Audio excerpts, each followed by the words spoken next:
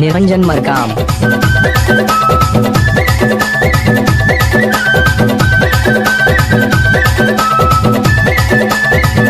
DJ Niranjan Markam.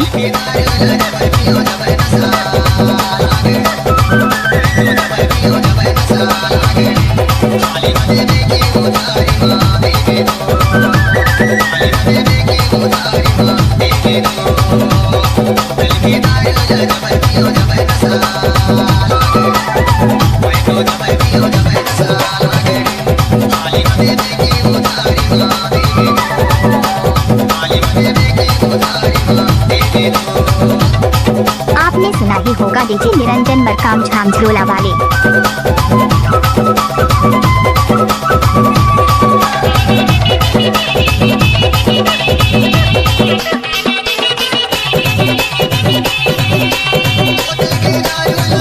Niranjan Markam.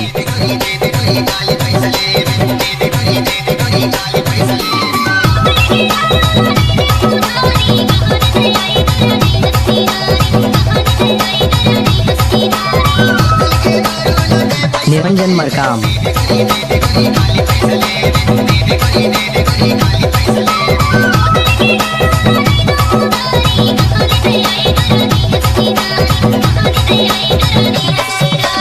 Niranjan Markam. नहीं जाना नहीं जाना, चल मैं चलते होगा कहीं कहीं मोहल्ला मिल जाही दारू तोरे माथे नहीं आ जाने सुनना।